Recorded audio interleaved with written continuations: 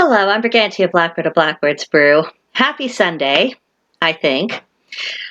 I've got a, I've got something for you today, gang. Oh, this one is a doozy.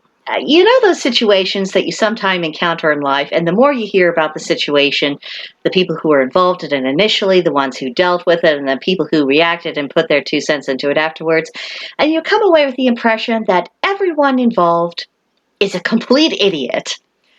Well, this is one of those occasions. So, I'm going to give you the brief. This morning, I was given a link to a YouTube video by one of the members of Blackbird's Brew. I didn't previously consult them before I made this video. That's why I'm not mentioning them by name. So, no offense. I just didn't know if you wanted to be part of this discussion or not. But they gave me a link to this video, and it's in reference to this court case that came up, and that took me to an article. And the gist of the article is that in Pennsylvania, there was this elderly lady. She was calling up the police station, just bugging them and bugging them and bugging them, asking them to drop charges which were drug charges against her grandson. And when they refused, she repeatedly threatened to use witchcraft against them, and that landed her in court. So let's think about that for a little bit. Just imagine, put yourself in the shoes of the prosecutor. You're a prosecutor, You may not be religious, you may be Christian, whatever it is, but you are a prosecutor. You deal in objective facts, evidence, reality, and what you're able to persuade the jury to believe. That's what you deal in. And so as this prosecutor, in this case against this grandma, you're having to stand up and look at the judge and the defense attorneys, the defendant, and the jury, and say, we here in the state of Pennsylvania acknowledge the existence, practice, and the power of witchcraft, and we take it so seriously that we view the threat of using witchcraft against a police officer the same as if we would use the threat of physical violence against a police officer, because that's what that prosecutor had to say. Now, when it comes to the misuse of magic or using it for malevolent purposes, this is not a matter for the state because, quite frankly, it has absolutely no capacity to deal with it. It has a hard enough time dealing with facts and figures, especially as politicized as the judicial system is these days. They have a hard enough time dealing with concrete reality, let alone getting into esoteric, unseen forces and the use thereof, and whether or not the person issuing the threat even had the slightest idea what they were talking about, which we will get into. I mean, my point is why did this come up in court at all?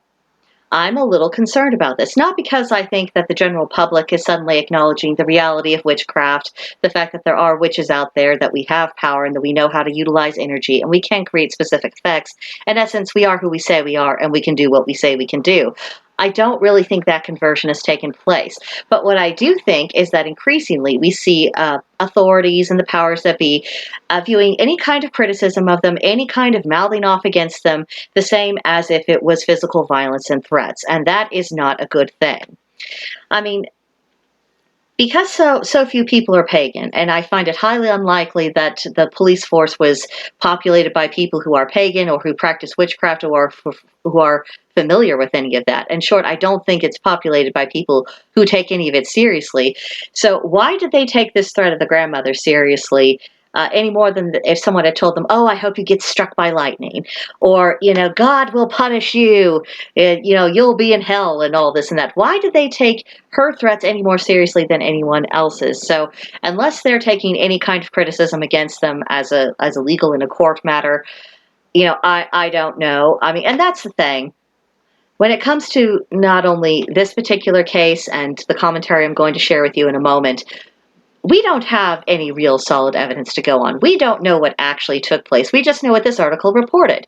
Now, maybe the article was done by someone who knows what they're about and is an honest reporter. The person who created the article is called Megan Verhelst. I probably mispronounced that. My apologies. She's on the Patch staff of Patch.com, and for all I know, this could be a perfectly legitimate and above-board organization. I'm not implying anything against them.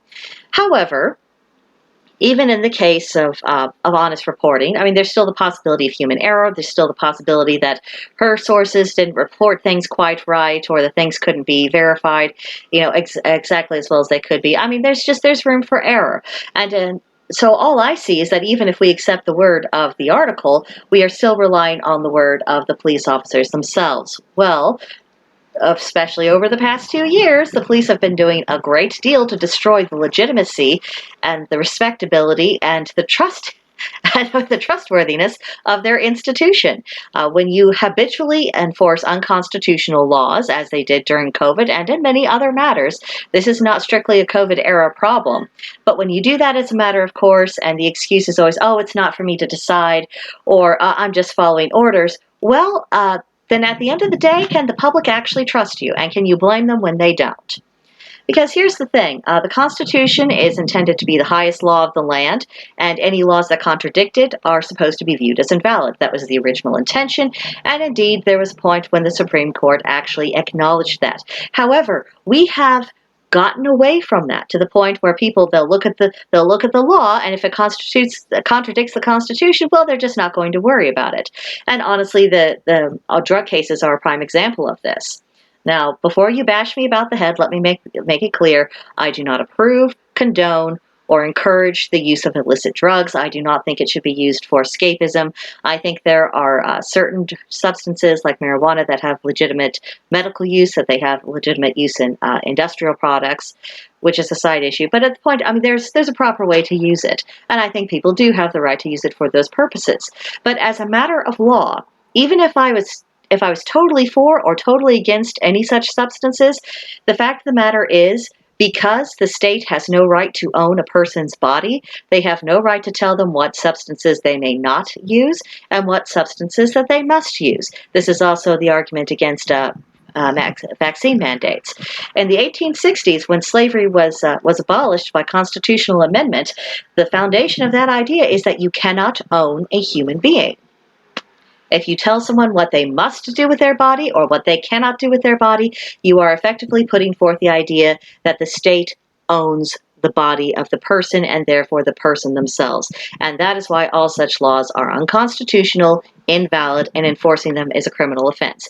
So yes, the fact that the court case came up at all, I mean, that is wrong on the part of the officers. That is wrong on the part of the attorneys who are prosecuting it. It's wrong on the part of the court who's willing to uphold it instead of just dismissing it, saying, well, this law has no business existing, so we're not going to be wasting our time on unconstitutional matters. You know, if anything, you know, the officers should be brought up on charges for enforcing unconstitutional law. The state is not here to babysit us. They are not here to tell us what's right or wrong. They are simply here to ensure that people are not aggressed on physically and that their property is not stolen. And if it is stolen, that the people who stole it are tracked down and that they are made to give restitution. Preferably the return of the property itself, but at least restitution if that's not possible for whatever reason. That's their actual job. So when they deviate from it, they destroy the legitimacy of their institution. So that's one issue. Now, here's the next issue. Let's accept the article at its word and accept that, you know, Grandma did say that she was going to use witchcraft in a malevolent fashion against officers if they didn't give her what she wants. That is an obvious abuse of power.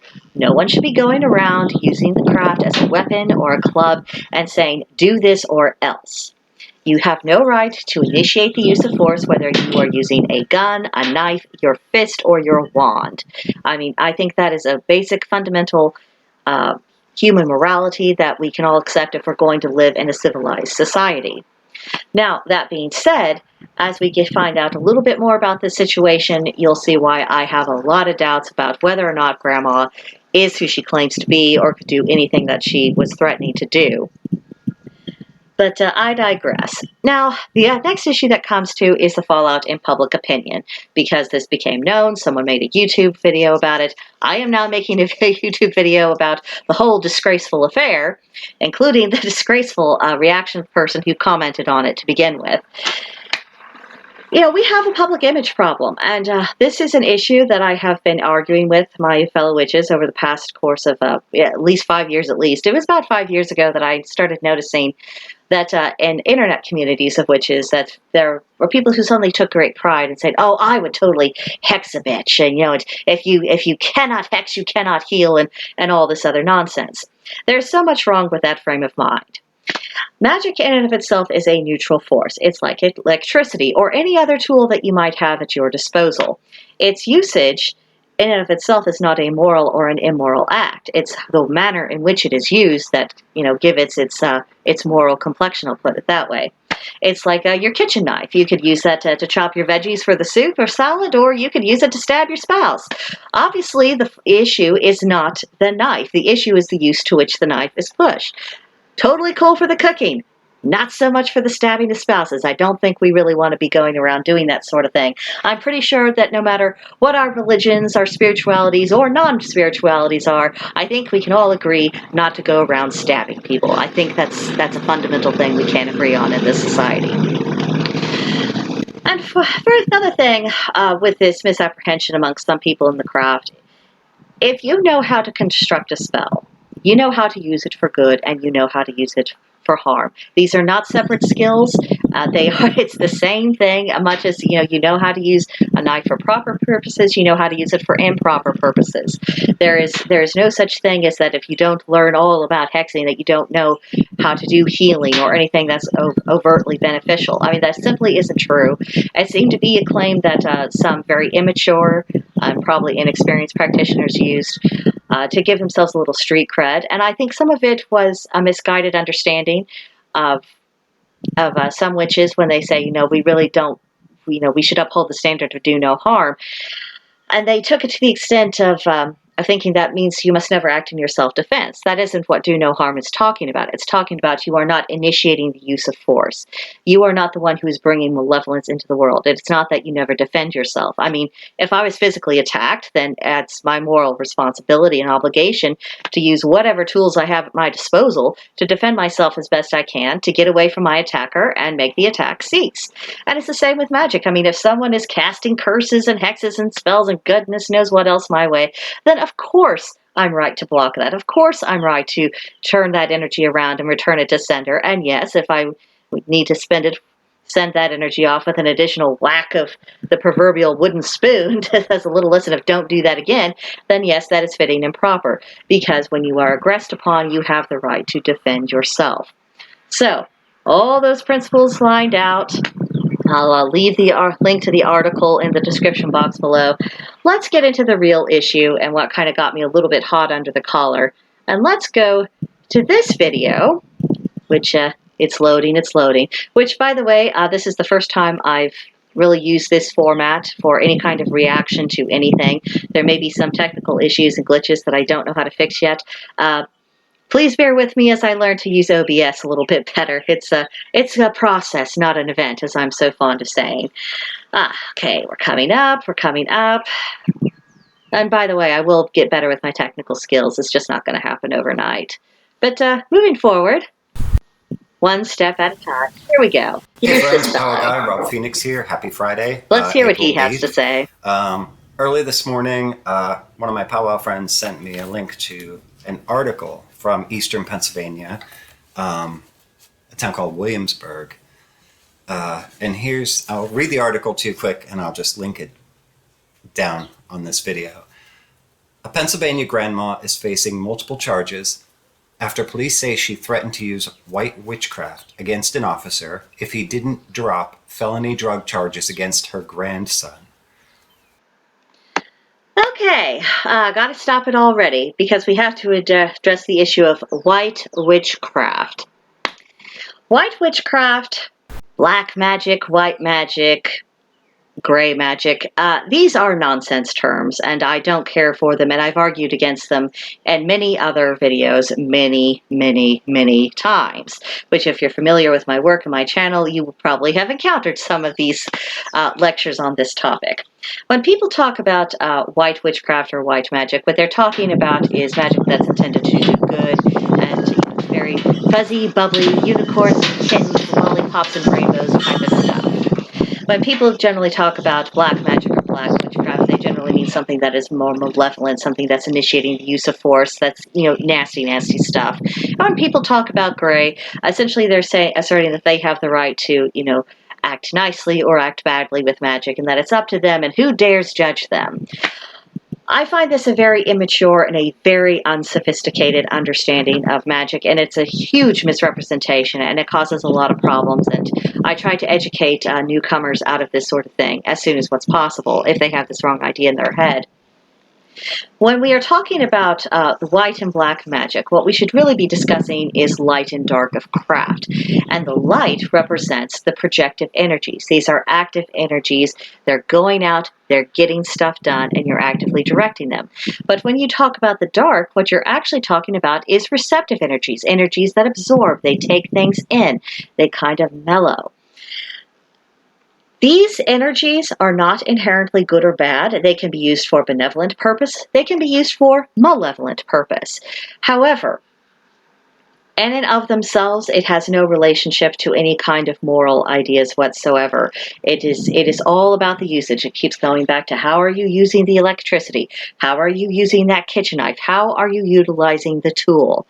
You know, the light is like the sun. The dark, it's like the night. You know, these are not good, inherently good or bad things. They are merely states of being. It's a way to describe the direction the energy is flowing, whether out or in, and it's describing what that energy is doing. Active, passive. That's all that it is. And when people don't understand that, that tells me they don't know what they're doing. They need to do some studying. They need to do some meditating. They need to figure out some very, very basic concepts. And until they figure out those concepts, it's unlikely that they're able to have much of a magical effect because they can't even identify the nature of the energy they're claiming to wield. So, correction number one. Let's go on. Celestia Barker, 74, of Williamsburg, appeared before a judge on Friday for a felony charge of threatening unlawful harm to influence the judicial process. She also faces a misdemeanor count of communications with 911, 3 summary counts of harassment, and 1 summary count of disorderly conduct. Barker reported. Now, I have to say that if she was indeed pestering the officers and creating a ruckus, I do see that there are grounds for a charge of harassment. There are ways to communicate your displeasure with the law that doesn't involve actual harassment. But even then again, the burden of proof is on the state. They would have to establish that she actually was harassing them and not simply exercising her displeasure as a citizen and saying, I don't think this is right. Why are you doing this? What legal options are there? You know, what are the laws that you're invoking? You know, yada, yada, yada, yada. You know, we don't know. And honestly, in order for us to know this, we would need to have recordings of those calls, or we would need to have some kind of video evidence. Simply making the charge doesn't mean that it took place. I mean, we don't know. And that I keep coming back to this. We have reports, we have claims, but we don't have evidence that we're looking at this right now, which it makes all commentary a little bit difficult. But let's go on and hear what. Let's see. He calls himself the powwow guy. Let's hear what the powwow guy has to say. Reportedly called Hollidaysburg police on March 27th to ask the officer handling her grandson's case to drop the charges against him. She reportedly asked the officer if he had it in his heart to drop the felony drug charges against her grandson. When the officer said he hadn't given it any thought, Barker reportedly told the officer that ding was on his end, not mine, by the way. Activities, and that he would be in jeopardy if he didn't drop the felony charges against her grandson. Barker then said she could do white witchery, and the officer better be careful because someone might push him down the stairs or he might be in a car accident. Okay, 2 things. First, if that indeed took place as reported, that is issuing a threat, and obviously that is wrong for reasons that we have previously discussed. You have no business going around using magic as a club. We shouldn't be intimidating people, threatening them, or trying to use it as a might makes right kind of tool. That's completely unethical, and I don't think there's really a whole lot of argument to be had on that subject. I mean, we can't go around threatening physical harm, saying, I'm going to go beat you up with my fists, or I'm going to shoot you, or I'm going to run you over the car, or whatever else. I mean, obviously, people can't go around doing that, and we as practitioners shouldn't be going around threatening people with our craft. Second thing is, oh gosh, I almost lost my thought. Bring it back. Why was the officer taking her seriously? And I don't think we should just just glide past that question. Why is he taking her seriously? Is there more to the story? If there's more to the story, I would love to hear it. If she was accompanying it with threats of physical violence, then a lot of these charges would make sense. But if she was just running her mouth, why is he taking her seriously instead of just thinking, she's an old lady, she's very emotional, she's upset with her grandson, she doesn't know what else to do, and she's taking it out on me. Doesn't justify it, doesn't make it right, but again, if we never make allowances for people having emotional reactions and emotional explosions, none of us are going to be able to function in society, because at one point or another, everyone behaves badly, and that doesn't necessarily mean that we need to answer for it in court. So I do think that there's at least the potential that the officers definitely overreacted in this. But let's carry on. The officer reportedly told her that threatening law enforcement is a crime. However, she said she wasn't threatening him. She was just making statements. The officer ended the conversation with Barker. Which, just for the record, I'm not threatening, I'm just making statements. That's a semantics argument. That's just something to try to get her to not be in trouble with them in the legal sense of the term. I do call bullshit. That's not a line of reasoning. That's just, that is very silly. I mean, obviously, if this took place, she was in the wrong for doing it. It's just, why was it taken to this extent? And why is this person here making a foo-for-rah about it over what's essentially a pretty petty, small-town type of case? But she then proceeded to call Hollidaysburg police several more times. She also called Blair County Dispatch 3 times and repeated her threats. She was arrested and released on $10,000 bail. A preliminary hearing is scheduled for April 26th. So,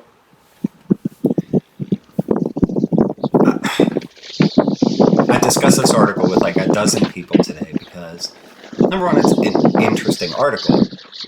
About a dozen people. I would be very interested who those people are, what their backgrounds are, and,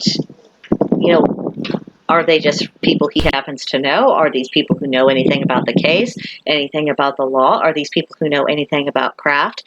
What exactly is the expertise with whom he is consulting at this point? Because if he used their opinions to help kind of, go through the process of his own thinking and, see if there were issues he hadn't thought of, I think that's relevant information about who are these people.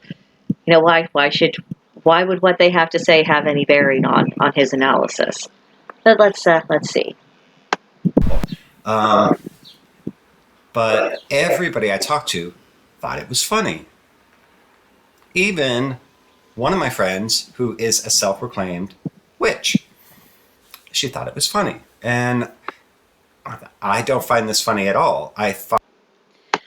Well, if Grandma can actually do what she claims, I certainly don't think it's a laughing matter. But even if she can't, it does put the craft into ill repute, and that is an issue.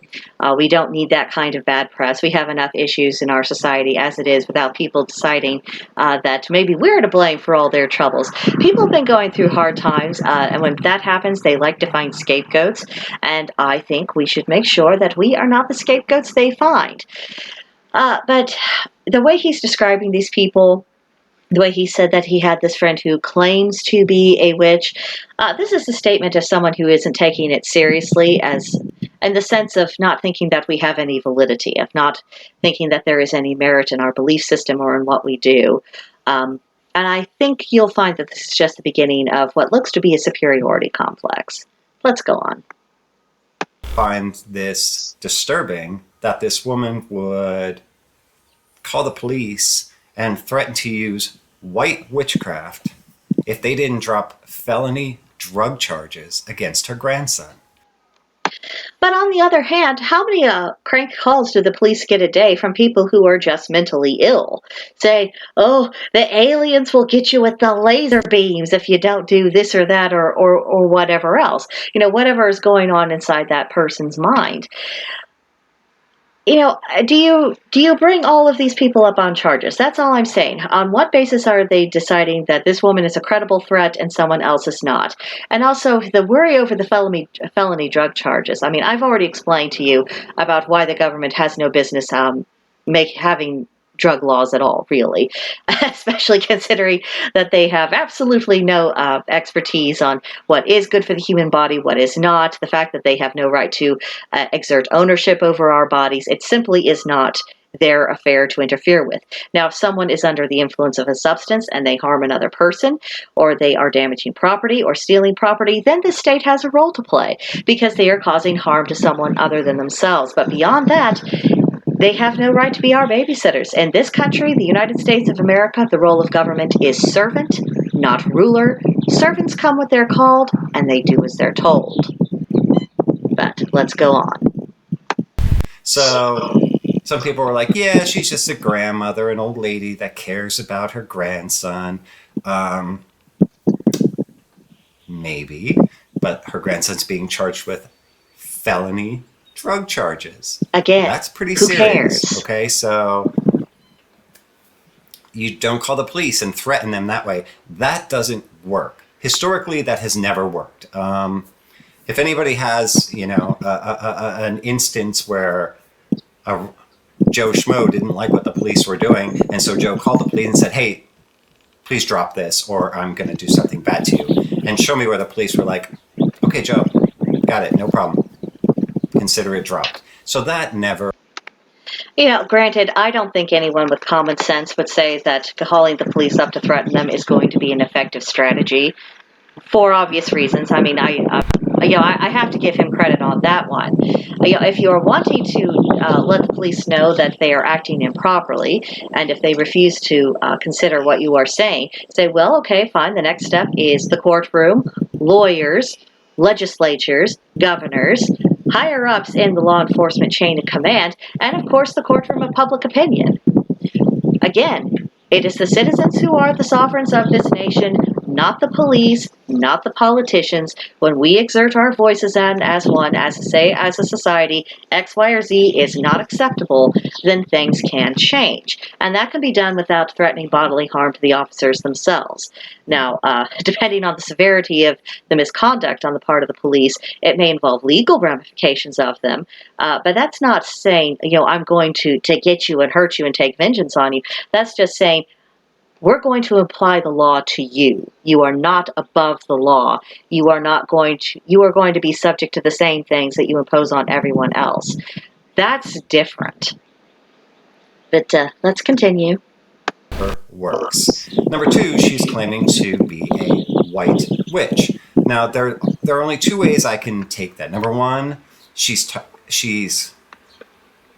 about her, her skin color, like she's white and she's a witch. Okie dokie. Here's where the rubber is meeting the road. A few minutes ago in the video, I explained what people actually mean when they're talking about white witch, white witchcraft, white magic, and I've already explained why this is a nonsensical term used by people who are not very experienced or people who are not very knowledgeable about the craft itself. It never, ever, ever has anything to do with race. That is a nonsensical idea, and if he had done even 5 minutes research, he could have known that himself. So the fact that he brought this into it, that makes me wonder about him and his motivations. Is this just absolute ignorance on his part, and the fact that he couldn't be bothered to do some proper research or ask more than, the 12 people he says he talked to? Or is he just one of those people who has a very racialized worldview? In which case, I've got other issues with him. If you are looking at the world through the realm of race, that's a pretty sick and diseased thing to do. You take individuals one at a time.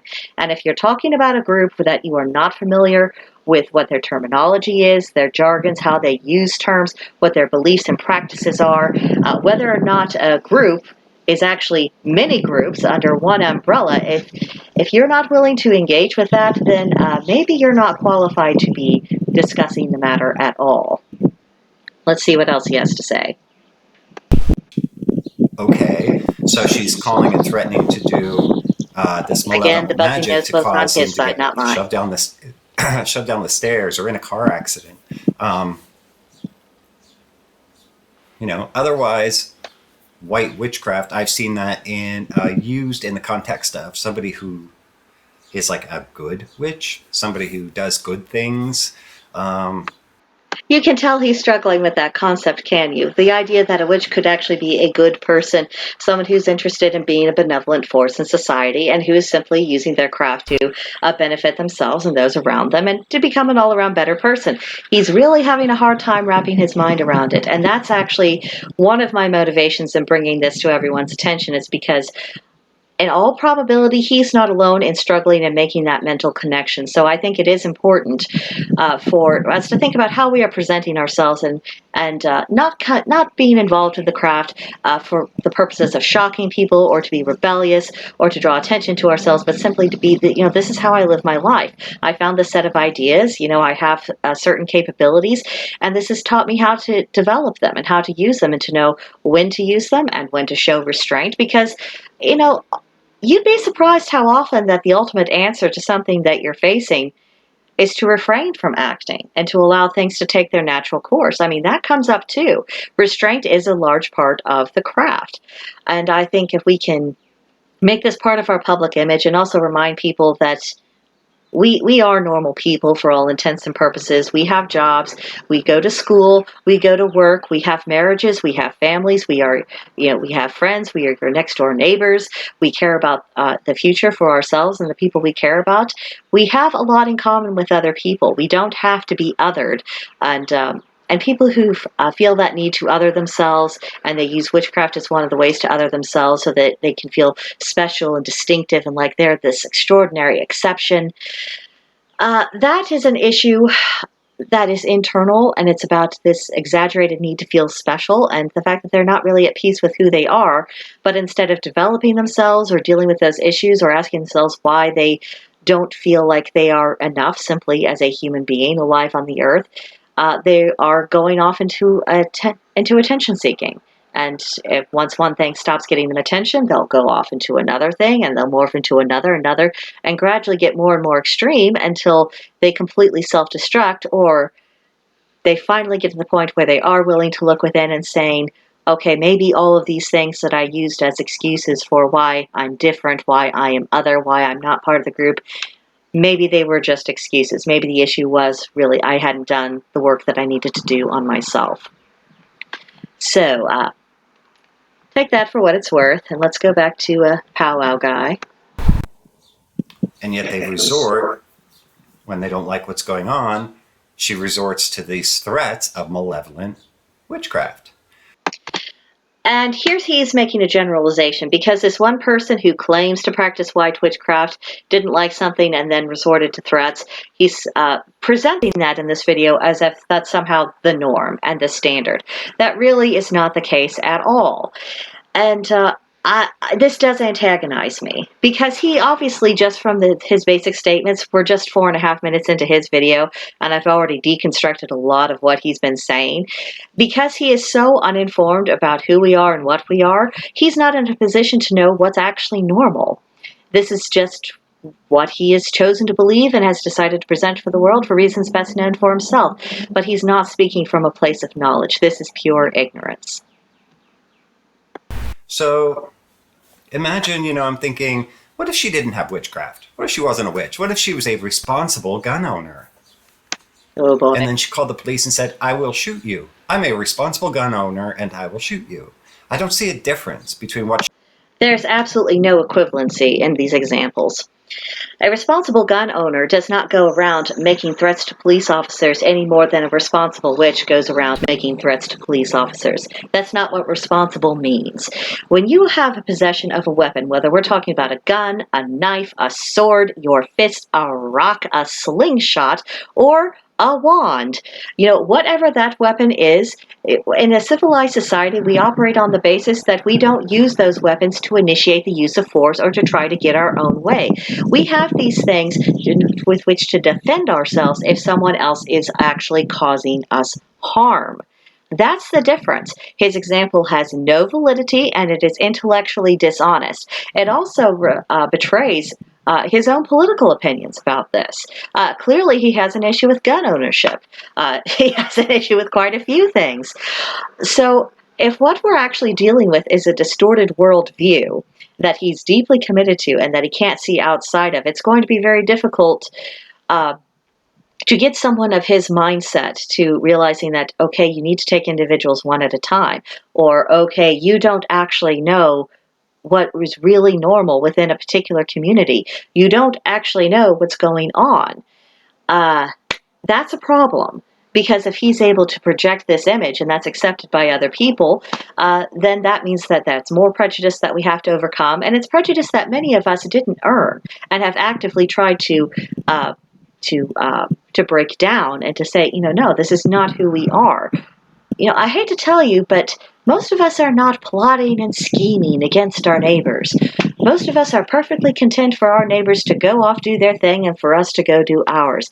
I mean, indifference and a lack of interest and trying to control what other people are doing, that's more normal than what you might initially think. I know we have all these amplified voices of people who are screeching about any and everything in society, but I mean, for a lot of us, if someone leaves me alone, I'm happy for them to leave me alone. I mean, you have to go out of your way to be creating a problem, much as this fellow here in this video. I mean, actually, what he's preaching, it does have every potential to create a problem, or rather to add to problems we already have. Yeah, you have to do something in order for me to care about what you're doing and what you're saying. You actually have to be harming my interest, and if his kind of rhetoric just becomes common opinion, that's not good for me. It's not good for any of us in the craft. It's not good for pagans. Honestly, at the end of the day, it's not good for anyone who's outside of any kind of mainstream belief system. So careful what seeds you are sowing there. Let's go on. She did in that example. Witchcraft is no joke. It's very real. That's true. And yes, it is. It has been proven to me time and time again that when backed into a corner or faced with a situation that they don't like, these people, these supposedly white witches, will... These people, when backed into a corner, what circumstances is he talking about? Now, we already know that he doesn't know how to use the term white witchcraft the way it's even used in the common misunderstood way. So he doesn't know what craft is. He doesn't know what the situation is. He's not specifying what it means for people to be pushed back into a corner or faced with something they didn't like. What if the people he's talking about who lashed out and retaliated, what if they were facing religious persecution? What if someone was actually using magic against them?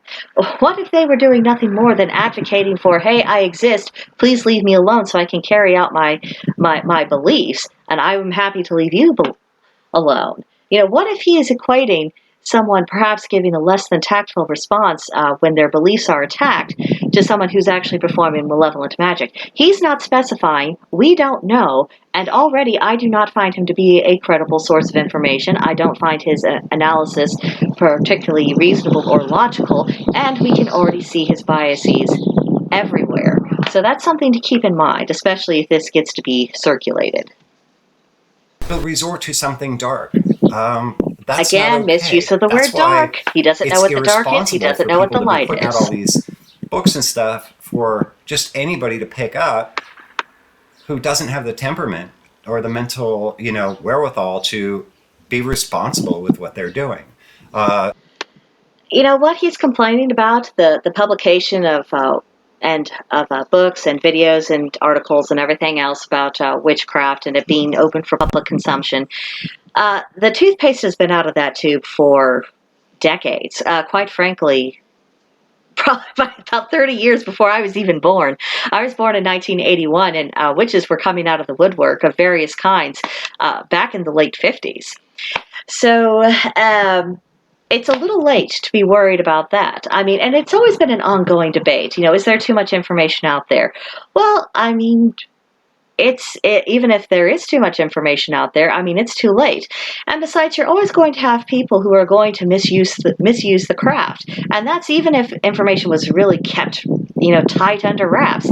There's always going to be people who are prodigies, who just have a really good instinctive grasp on how to manipulate energy. And they learn to do that. And if there's not even a hope at guidance, if there really is no one out there, they don't know that there are other people out there like them. They don't have any books to consult. They don't have a community they can reach out to either around them or through the internet. You might be able to provide them with some perspective of saying, you need to to calm yourself down, exercise some restraint, there's always going to be that person who's operating completely independently and who can wreak absolute havoc. You're not going to be able to separate, the appearance of prodigies out of the human genome, whether it's for the practice of magic, or if it's, these musicians who are prodigies, or academics who are prodigies. And as far as that goes, any kind of knowledge can be misused. I mean, look at academia, look at the sciences, look at people who just pursued things, set all ethics aside, and have created, untold human suffering as a result. I mean, witchcraft is not alone in being able to say that, oh, it can be misused, and, is it a good idea to disseminate this knowledge? Well, what's actually needed, I think, is to have greater discussion about the knowledge that we have, more philosophical conversation amongst ourselves of, okay, what standards do we want to have as a community? And this is going to vary from group to group. And let's keep in mind that when you have independent operators, they're having to wrestle with issues of morality and ethics and philosophy all by themselves, and not everyone is naturally philosophically inclined. We're never going to eliminate all mistakes, and we're not going to eliminate every instance in which someone loses their temper. I mean, that's not reality of human life. And again, this isn't just something you could accuse the craft of. I mean, you could look at academia, you could look at medicine, you could look at anything and make very, very similar statements. So I don't think, as arguments go, that that's a particularly strong one that he's using. And at any rate, because the knowledge is already there, we just need to figure out how to be civilized about it. And that means spiritual support systems. Even if someone isn't operating in a coven or a grove or a circle, well, whatever they want to term it, if you at least have friends amongst the community who you can consult with and talk to and kind of thresh ideas through, that will do more to regulate bad behavior than anything else. I mean, I really don't see any other practical way of doing it. And I don't, it's, when you're talking about people who have the ability to wield the forces of nature, I don't know. I mean, you could burn every book, you could delete every website, every video, you could get rid of all of it. You would still have people passing down things orally, you would still have people in their private journals. And even if, you poofed, disappeared, every current living practitioner, eventually it would just be reborn again. And that means that instead of having the old wisdom for people to look back on and reflect upon and use, you would have people having to start over and having to reinvent the wheel, and you would still have the issue of people misusing the craft. So instead of pretending that we can have a utopia world in which no one ever behaves badly, let's just talk about mitigating the damage and promoting a society that rewards virtue. Let's have that conversation instead. Let's go back to Powwow Guy. One person this morning, he said to me, well, don't powwowers sometimes cross the line and do bad things? Yes, they do.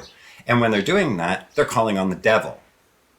All right? Because powwow is empowered by God. And we do what we do with full knowledge that it's absolutely in God's hand to make it happen.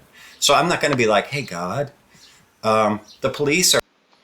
Okay, I understand that he's saying that's what they believe, but as a practical matter, as someone who actually has studied how energy works and how it's wielded, if you get a group together, even if it's of people who aren't naturally gifted when it comes to the use of magic, if they are all focusing on the same attention intently, and they're all petitioning the same deity, and they're all releasing that energy at the same point, it is them who is wielding that energy, it is them who is directing it. Maybe their God decides to lend his aid to it, maybe he doesn't. But to say that it's all in his hands, that is a misunderstanding of the reality of how energy actually moves. And as far as calling upon the devil, I think that also adds to his kind of this black and white either-or worldview that he has. You see, within paganism and witchcraft, unless you're talking about Chrysia witches, we don't work typically with the Abrahamic God, which, since he's talking about God and the devil, I would presume that's who he's talking about. Correct me if I'm wrong. But, when you're talking about the God and the devil of Abrahamic traditions, you're talking about deities with whom pagans and witches generally aren't really dealing with, and because we don't deal with them, we also do not answer to them. Now, I understand many people who believe in the God of Abraham believe that he is the absolute sovereign of the universe, and I understand that's their belief. But that belief is an opinion. It is not a fact. And I'm not saying this to be offensive or to hurt anyone's feelings or to create an uproar. It's just we've got to start learning the difference between this is my conviction and what I believe to be true and something that is actually objectively true. I think that in all probability that the God of Abraham is a deity in his own right. I just don't believe that he's the sovereign of everything. And that could be a multi-video series in and of itself of why I don't believe that. But at the end of the day, when we're talking about answering to a higher power, in the context of witches and paganisms, we are answering directly to the gods we worship or to the gods who choose to take an interest in us. And so if we need to be corrected at the divine level, that's for our gods to attend to, not his. And if you're starting to ask a god to discipline people who belong to a different deity and think that doesn't have the potential to cause problems, that's really naive. My patron is Loki, and if he were to, get his power out group together and pray to their god and say, God, that we need you to do something about this Brigantia blackbird. Well, let's say their god comes in and starts making his presence felt. Well, Loki might have an issue with that because I answer primarily to him, not to that other god. So he might look at their deity and say, excuse me, what are you doing in my backyard? Okay, you didn't like something that Brigantia did. Okay, whatever. That's for me to deal with if I see fit to deal with it. If I think she was in the wrong, that's my business, not yours. Stay in your lane. You have your own followers. That's your affair. Why are you messing with me? Or if we would bring it down to a more mundane level, when we have people following different gods, these are essentially citizens of different countries. I'm an American citizen. The government of, say, Germany, they can't, a German citizen can't report to the German government and say, I don't like Brigantia Blackbird. I think she's guilty of X, Y, or Z crime. Well, I'm in America. I answer to American law. I don't answer to German law. The German government cannot properly punish me for breaking one of their laws when I'm in America, especially if it's not against our laws. They don't have that authority. And if they try to exert that authority, well, they're going to have a problem with the American government saying, excuse me, we don't know who she is. We don't really care because, we're the U.S. government and we don't like our own people. But by golly, this is our turf. And you can't be treading on our toes on our turf. That's the situation you're creating there. Now, given the issues that have arisen through the centuries with the rise of the Christian church and with people tending to think of the Abrahamic God as being the God, the issues that the followers of that deity have had with people who did not follow that God, I find it unlikely that their deity and pagan deities have been on entirely cuddly terms. I mean, I don't know, but I think it at least has the potential to cause problems at the divine level. And I don't think it's a small thing to ask a god to start interfering with someone who answers to an entirely different deity. And if anything, for asking such a thing, you might be in trouble with your own deity saying, why are you asking me to go pick a fight with this other god for no apparent reason just because you disapprove of what's going on? It's not a small thing. This isn't an earthly matter. Just spend 5 minutes and think the matter through. When you're petitioning deity to act, think about what it is you are asking them to act on, and whether or not. I'm just saying, sometimes if they don't like what we're asking them to do, they can make that displeasure known. Why are you courting their disapproval? But let's go on. They're putting felony drug charges against my grandson. And I don't want them to do that. So if you could just go ahead and push them down the stairs, please. And God's not going to be like, okay, Rob, you got it. No, we would not go to God for that. So if I wanted to cross that line into hexerai, evil witchcraft, and be bad, I would have to call on the devil to make that happen. Personally, I'm not going to do that. Again, in his belief system. His belief system is a separate belief system from any form of witchcraft, any form of paganism. These are different things. He's making comparisons. It is literally apples to oranges. But let's go on. I'm just saying that's where the power comes from. So this white witchcraft or whatever, this is really something to think about, because I do know for a fact that there are people out there that consider themselves to be witches, and they're good, decent people. You know, for them, it's kind of like a religion, a religion of goodness in some way, shape, or form. So you need to call these people out. Everybody gets mad at. This is very arrogant and presumptuous on his part. He is assuming that it is not already controversial within our circles of choosing to use malevolent magic, especially threatening to do it in such a public way against public officials. There are arguments about that all the time. We did not need him to give us a little nudge in the right direction. So that's really arrogant in and of itself. And the fact that he was saying, oh, it's kind of like a religion, it's kind of this, it's kind of that. That's displaying more of his ignorance. It's displaying that he doesn't have any knowledge of the culture, the customs, the structure, anything about us. You know, I didn't wake up this morning, make a video about someone in powwow who misbehaved on some legal matter and started saying, oh, you powwow people, you need to start really putting in your own. You know, and here's another thing that he's clearly not considering. This woman that he's referring to in the article, before this morning, I had no idea of her existence. And that's something that I think really needs to be emphasized. There's no top-down organizational structure of witchcraft. There's no one single pathway of witchcraft. It is completely decentralized. Yes, you have some groups, and those groups have varying degrees of organization depending on the precepts that the people within those groups hold in common and what they believe to be true and what they agree to abide by.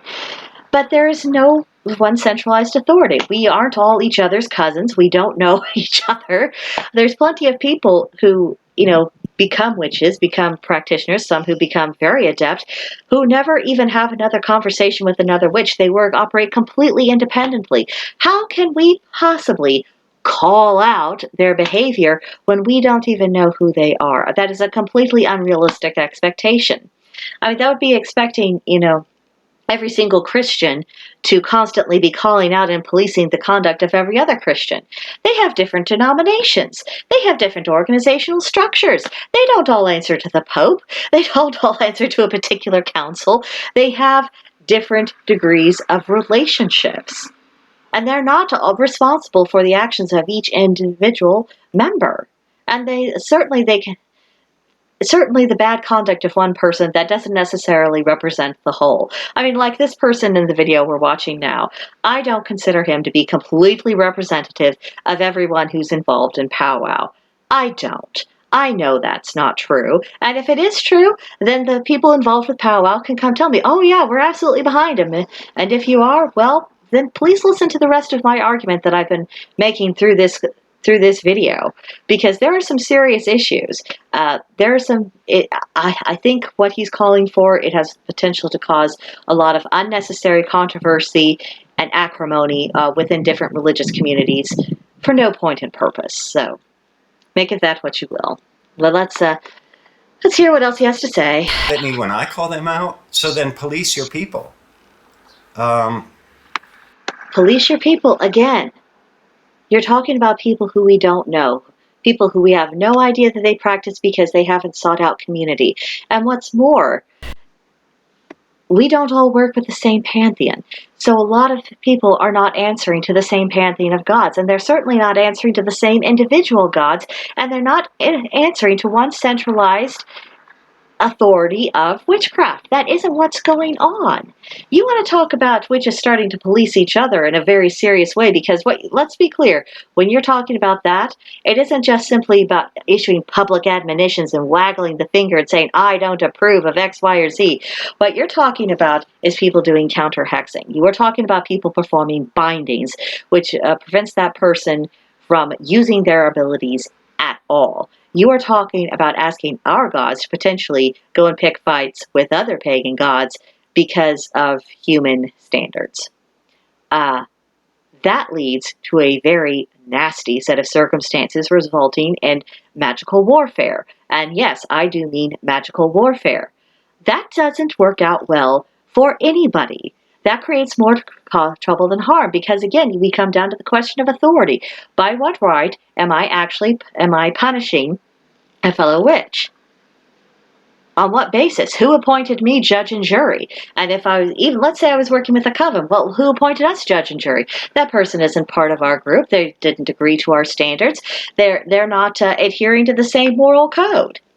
So if you're looking for retribution or punishment or anything of that kind, then you better hope that the gods are interested enough to do something, because otherwise you're talking about human efforts and using magic to get those efforts done. And let me tell you, the kind of things that would need to be done to prevent this woman from acting, if she is who she says she is, which we haven't even established that much. But even if she was who she said she was, binding her, doing all these other things, that is a more involved process and he knows absolutely nothing about it. He does not know what he is asking. He does not know what that would mean, and he doesn't understand the damage that would do within the community. I mean, my goodness. But historically, the powwow's job is to work against malevolent witchery. Doesn't that sound noble? Historically, the role of the powwow is to work against malevolent magic and malevolent witchcraft. Doesn't that sound charming? Who died and appointed them the local police force for witches? By what right? Because they're operating within the context of their God who is not the God of all of us. So by what authority do they police anybody else, anyone other than themselves? I mean, I've already explained how that creates a huge issue, at least potentially. I mean, just the arrogant presumption that their standards are the standards. Well, you can't just simply declare that. I mean, and when I make my other videos that have to do with philosophy or theology or anything of that kind, what I'm doing is presenting a line of reasoning. I am making my case. And someone, anyone, everyone is free to accept or reject, poke holes, go into detail, have a deeper conversation about it. They can do whatever they want with what I am saying. All I can do is present my line of reasoning. Whether or not it's persuasive is an entirely different matter, and that goes the same for anyone who speaks publicly about the practice of witchcraft, whether they're doing it through a video format or through books and internet articles. We just can't impose that on someone else. This lady threatened malevolent witchery. Now, luckily for all of us, she threatened the system of justice in our country, so she's now in trouble. It says $10,000. Threatened the system of justice. A system of justice that, to last I know, in the legal code, they did not acknowledge the practice of magic.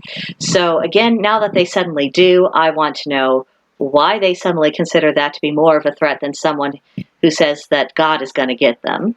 Why do they take that threat seriously and not the other? And just what is going on there? I mean, these are systems, and these systems are composed of people, and let's not fool ourselves. We live in a very politicized atmosphere. It's not like everyone in the system is acting in good faith. We can't just accept what they say at face value and trust that they're going to be doing the right thing. That's not the reality of the world we're living in. I wish it was. It would make life a lot simpler. It would make a lot of things a lot better, but it isn't the case. And we cannot persist in this naive belief that it is. You know, we have to have more objective evidence. We have to have more than people claiming and saying, well, I'm Officer so-and-so, or I'm Judge this and that, or I'm Congressman this and such, and therefore what I say is true. I mean, no. I mean, the way he's approaching this whole issue, it is naive and it is self-destructive. Bail. I'm not sure how bail works, but I guess she had to come up with $10,000 to get out of. Oh, God's preserve me. He doesn't understand how bail works. Wouldn't that have been a good detail to find out about if he was intending to comment on it? Okay, so generally speaking, there may be exceptions in certain states, but generally speaking, the way bail works is that a person puts down a down payment of 10%. If they don't show up for their court, they owe the entire amount. If they do, it depends on what happens to their legal ramifications afterwards. But in order to get out, you have to put a down payment of 10% as a general rule. Yeah, and this isn't really an important part of the video. It's just one of those things that further illustrates the point that he wasn't making sure of his facts. He just saw something that upset him. He's reacted to it. He's looking at it very much through his worldview that is not taking into account a lot of nuance, and he hasn't assured himself of what the facts actually are. So I think this is good to keep in mind, because more proof that he is not a reliable and he's not providing reliable analysis. He's not looking at this objectively. And I'm sorry, but he is not making a case for why he's credible or why someone should take his line of reasoning seriously. Which is why I'm dissecting this, because I want to make sure that when people, if they watch this video and if they come across his stuff, that they are looking at it through, this particular lens of, this is not a man who has actually made his case. He has simply made assertions, declared that his way was right and the only right way, and and the expectation is the audience just accept this. Well, no. That's not how it's going to work. The jail. So her threats, they've cost her $10,000, and now there's a court date coming up, and now she's humiliated in the newspaper, and now here I am talking about her on YouTube. So that's the consequence for doing this. And he's right. The legal proceedings, the way it's being commented upon in public, I mean, absolutely, that is a consequence for this woman's actions. And I'm not saying that if she did what she's accused to have done, that she isn't deserving of such consequences. I mean, she hasn't done any of us in the witchcraft or the pagan community any favors at all. I can tell you that right now. However, she's not the only person who's making a complete and bumbling ass of herself. I mean, look at this person. He's not presenting his case. He just says, I don't like it, and I think my standards are better because I'm better, and therefore you should listen to me. There's more than one fool involved in this. There's the woman herself, there's a legal reaction to it, and then there's the commentary to it. Oh, just a few more minutes to get through. We're going to make it. Let's go on. It's stupidity. You want to put yourself out there as I'm a good witch. And be careful, because I'm a good witch. I'm going to push you down the stairs. Do some magic to have somebody push you down the stairs or get in a car accident. That's not nice. You can't be doing that stuff. It's not nice, like we're in kindergarten. I've already gone over why I'm a white witch, I'm a nice witch, why that is a nonsensical way to describe anything. And I have already explained that an ethical person does not go around issuing threats with magic or the use of physical force. I've already gone into that. I almost hope he sees this and hopes that some of this sinks in. I'm not sure if he would be open enough in his thinking to be able to step outside the rigidity of his worldview for just 5 minutes and think about how this looks from a different perspective. But if he was willing to do that, I would hope he would come across my own commentary, just because the way he's analyzing this is actually creating another layer of the problem. It isn't resolving it. It isn't producing a good effect. And historically, that's what a powwow would work against. This kind of nonsense. These kind of people who want to get out there and do witchcraft on people to cause harm. And again, policing, by whose authority, by what right, who said that you were in charge? Not nobody. It's arrogant presumption. And when you are seeking to exert your will and force people to comply to your standards and to judge them guilty without even ascertaining what the real facts are, have fun with that. That's not good. That doesn't lead to good results. I mean, and that's just common sense. Although I suspect that common sense might be an issue in this case. However, let's proceed. So, I have no sympathy for the lady. Yeah, maybe she loves her grandson, who's in trouble with a felony drug charge. Who knows what that means, but that sounds really serious. And felony charges generally aren't brought against somebody unless they know they did it. So Here's another issue, and this isn't a religious issue. This is just a matter of civil citizen issue. The whole foundation of our justice system is that you are innocent until you are proven guilty. This mindset that, oh, well, someone wouldn't be charged with a felony unless that they were really sure that they did it. Maybe they do have good evidence, or maybe they don't. There have been plenty of people who've been brought to trial on absolutely no evidence at all. There's a reason why a jury examines the evidence to decide whether or not it has merit, or whether or not it was even properly gathered. I mean, these things matter. If we are not innocent until proven guilty, then we have absolutely no justice at all, and it's just tyranny everywhere we go. Now, maybe the individual in this video is okay with that, but I'm here to tell you, if he found himself on the wrong end of that legal system, he'd be rethinking his position pretty quickly. You have to be able to prove your case in court. Even if someone is guilty, it is better for 10 guilty men to go free than to imprison one innocent. So you have to err on the side of innocence. And if you don't, then we don't have a system of justice that's worth defending. And it just needs to be reformed from top to bottom. And more seriously, we need to do some serious work in our culture, because apparently we need to resurrect this idea. Just because you're accused of something doesn't mean that you're guilty. And if you did do something, the context in which it took place matters. It isn't a cut and dry, one size fits all, this way or the highway type of situation. I mean, let's say you're accused of killing someone. Well, it makes a difference between if you committed premeditated murder or if someone attacked you and in the course of defending yourself, you ended up killing them. Very different situations. Yes, in both cases, someone died. But in the case of murder, someone died because you initiated the use of force and you committed an act of evil. And in the case of self-defense, you killed someone because they were trying to kill you. Very different situation. You might be accused of committing a felony in either case. Don't you think it matters for the jury to hear the evidence in that case and for them to decide and think about, okay, what was actually going on here and why? I think it matters. I wish it would matter to this person. And and I mean this with all sincerity, because I think some people, they don't get it until they find themselves in a situation in which they're on the wrong side of their own ideas. I don't wish any harm against this person. I suspect he creates most of his own problems. I mean, we all do, but especially with this kind of bullheaded thinking, I suspect he creates more difficulties than what would be necessary in his own life.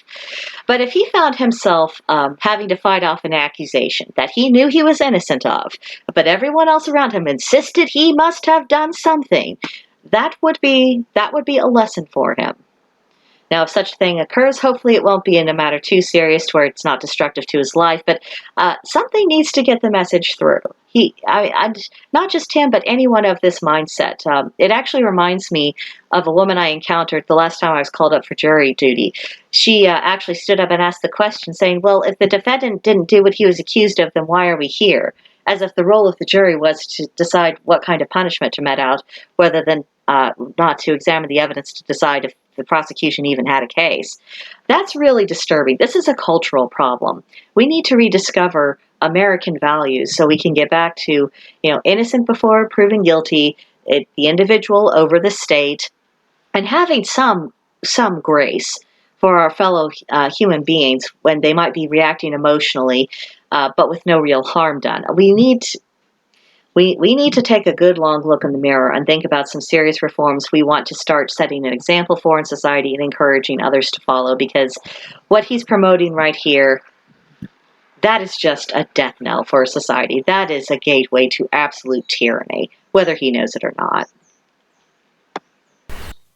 She's interfering with the justice system, and she's making threats, and she's calling herself a white witch. So those white witches that are out there, some of you that I know, you got to police your people. You got to... We've gone over this, the whole white witch issue, the whole policing of it. I don't know what more it's really going to take to get the message through. You can certainly say there's ethical uses of the craft and unethical, but, this whole white, black, gray, these are nonsense terms. They should have been retired ages ago. You can poke holes in them in the course of 5 minutes. I mean, it really is that straightforward. And we should be actively discouraging the use of such terms because it confuses the issue and it misrepresents the issue. And again, policing, by whose authority? If you're solitary, you answer to yourself and you answer to the gods.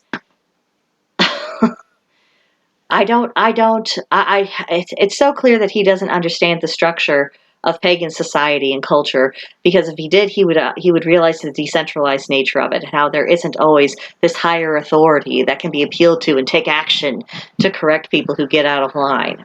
My goodness. Call it out when you see it. Don't leave it up to me to call out and then start sending me nasty grams on YouTube. As someone who is currently recording what he might consider a nastygram on YouTube, here's the thing. No one needed your invitation to comment on what they saw as misconduct within their own community. Absolutely no one. No one needed this from you. And I'm addressing him, of course. And it's because we understand, we wrestle with, ethics and philosophy and morality on a really deep level, all the more so because paganism is still within the process of being reborn into the world. We are still in the process of reconstituting the craft and figuring out what does it mean to lead a pagan life? What does it mean to have communities with others? We may not align on all of our ideologies exactly, but how do we come together and celebrate the gods and celebrate life and all these other things? Yet we are still in that process. So we think about things on a much deeper level than people with prepackaged belief systems ever have to.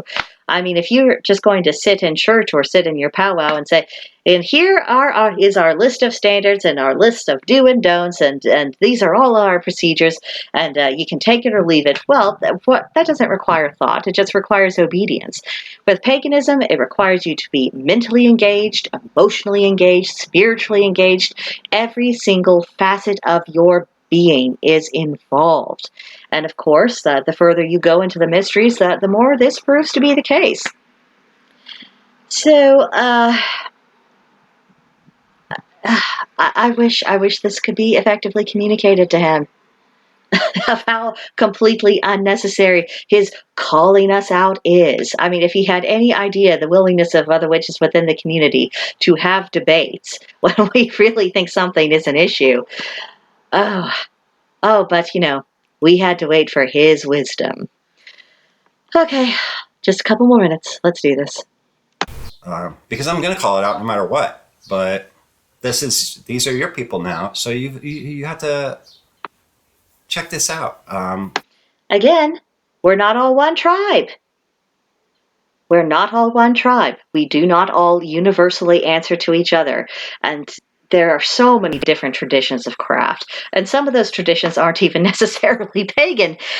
So the idea that, that any one of us can just randomly, go around disciplining our brethren, as if they're somehow answerable to us as individuals. I mean, that is just absolute madness. And as far as how he's got to keep calling it out because, he's such a good, high, holy man. I mean, the arrogance involved in this is really a lot to take. And I know I keep emphasizing it, but I think, if anything, we should have a conversation about just maybe he should stay inside of his own lane, because we've established that he's talking about things he knows absolutely nothing about.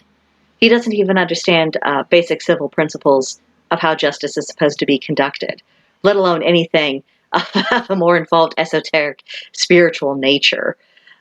Maybe, just maybe, this individual and people of his mindset should concern themselves with their own communities and not be involving themselves in things that they know absolutely nothing about and can't even begin to understand.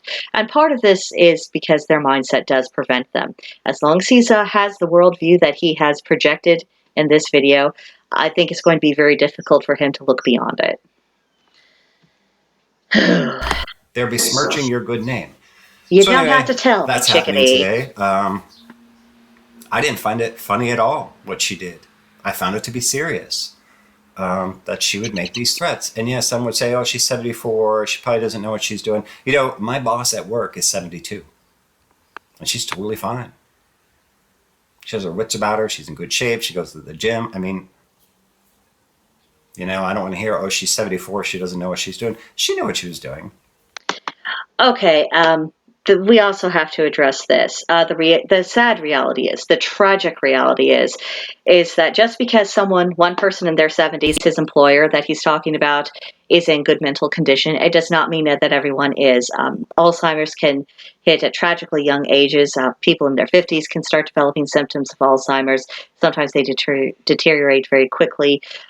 Even very sadly, some people in their 40s have been afflicted with it. And of course, there's always mental illness, and mental illness can strike at anyone at any age. So to just dismiss the possibility that she isn't dealing with some kind of cognitive decline or emotional issues, I think that's very cold. I say this as someone who's not exactly known for being warm and fuzzy herself, but I do find that very lacking in compassion and just lacking in life experience. Are you really? I would judge him to be around my age, somewhere in his 40s. Has he really never witnessed anyone in his life who was experiencing cognitive issues in their 70s, or who had emotional and mental problems who were in their 70s or even younger? Is that really not part of his life experience? And and I think he's about to bring up the fact that, she called these people over and over again. Okay, fair enough. But even then, that doesn't necessarily mean that she knows what she's doing. How many crank calls do law enforcement and psychiatrists and hospitals and who knows who else do they get all the time from people who are suffering from some kind of mental instability, who are going on and on and on about the same kind of issue, and they just can't seem to help themselves? I mean, it happens. I wish it didn't. I think it's very sad for the individuals who are afflicted themselves and for everyone who cares about them. But to say that they are wholly responsible when they are that far gone mentally and emotionally, that isn't fair to them.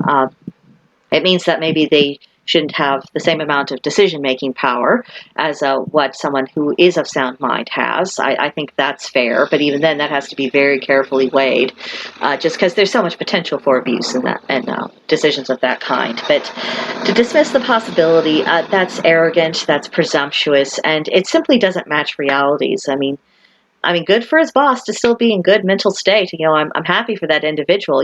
May they remain in that condition until they shed this mortal coil. I sincerely mean that. But, you know, I think of some of my own relatives, and I saw what they went through when they went older. I watched them fade, and it was the most horrible, heartbreaking process to watch. And as they went through that process, they did begin to lose their emotional control. A part of it because they were so frustrated, because they could sense something was wrong. They couldn't really articulate it. They didn't know how to make it better. And because medical science doesn't really have the answers, for how to deal with this kind of decline, no one really knew how to help them except provide them, basic palliative care, and to be as sensitive and as kind and compassionate as you knew how to do. But they sensed them. They sensed that loss of control over the world. It threatened their sense of security. And so, yes, outbursts of this kind did happen, and you learned to forgive it because you knew they weren't fully themselves. And if that's the case with the lady in this article, and I'm not saying it is, she might know what she's doing. She might be being very manipulative, but we don't know. It's just as easy to say that, maybe there is something wrong with her. Maybe she is having this emotional outburst. I mean, for all we know, this grandson who's up for the drug charges, who could be facing, potentially significant prison time, what if he's her sole means of support? What if he's the one member of the family who has anything to do with her, who looks after her? I mean, there's a lot of unknowns. There's a lot of questions. And the way he's talking about this, it's not taking any possibilities into mind. It's just expressing what he's decided the situation is, and he's rejecting everything that's potentially outside of it. And that's very cruel. That's very, very cruel. She was dialing all kinds of numbers, making threats to everybody involved in the case. So anyway, check your people. But, otherwise, that is the job of a powwow. That is our job as a hex. It's not your place. A powwow does not have the proper place to police any other religion or form of magical practice or craft.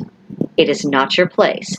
Just because you decided it's your place does not mean that it is. Stay in your own lane. Do not create problems among other communities. who the hell do you think you are? That's what I'd like to ask him. And for those who are in powwows, I would love to hear from you. Is this normal? Is he way out of line with what's normal for you? What's going on here? But I mean, just no, no.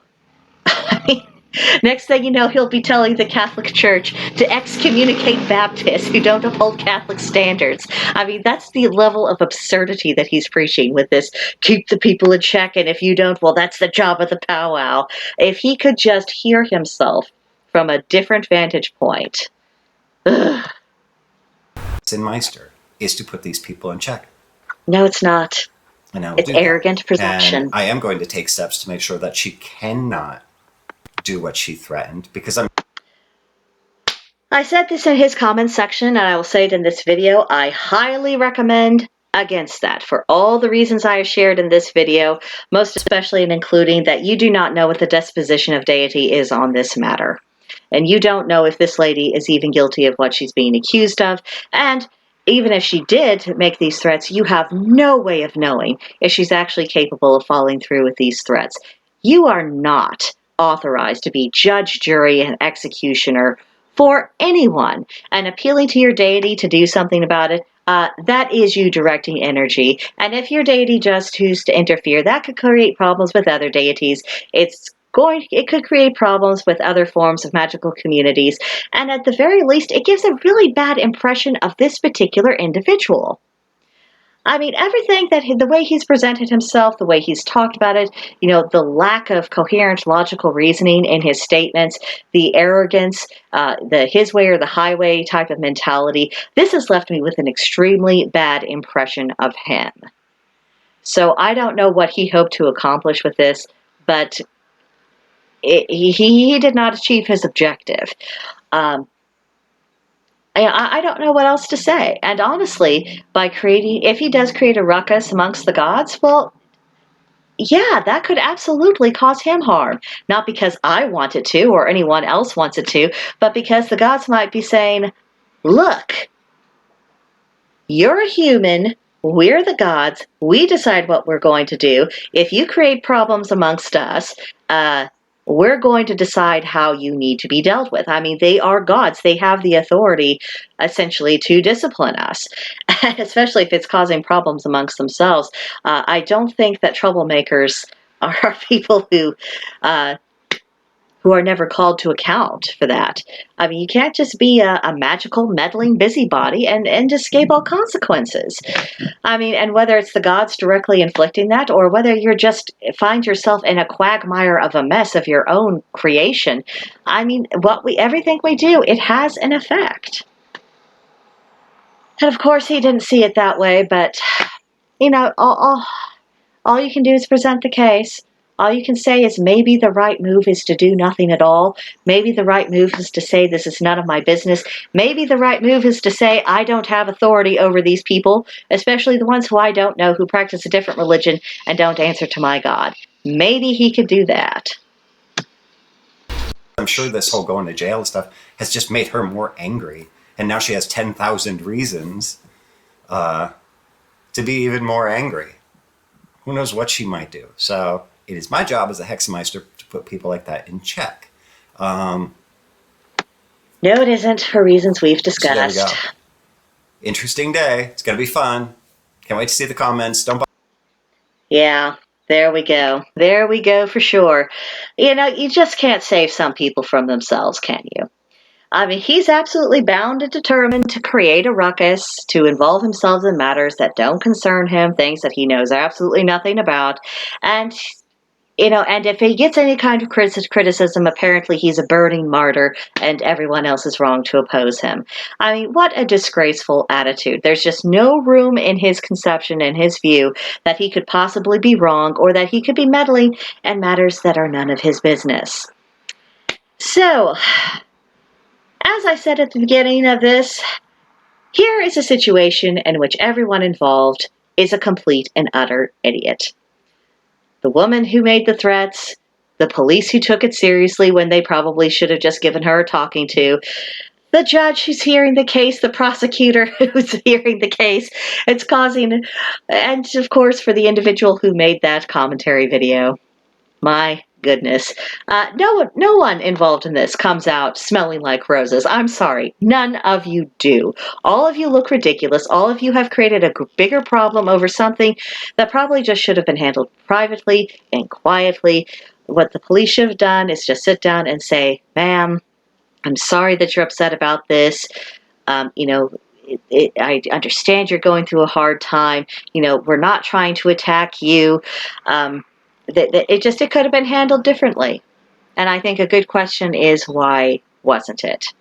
So sorry for the absolute hideous length of this, but I do think it's important when we have people who are going out of their way to create a public ruckus for this to be discussed. And I think the woman who made the threats, while that is definitely not a good thing for us, neither is the person in that video who's creating a further ruckus and involving himself in this. So everyone is stupid. I'm aggravated. I'm going to have a nice cup of tea. I'm going to enjoy the rest of my Sunday afternoon. Let me know what you think about this in the comments because, as I said, I don't think anyone came out of this looking good.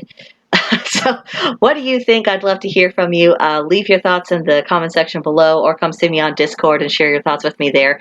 Link to join in the description box below if you haven't already. And I hope to hear from you soon. Bye.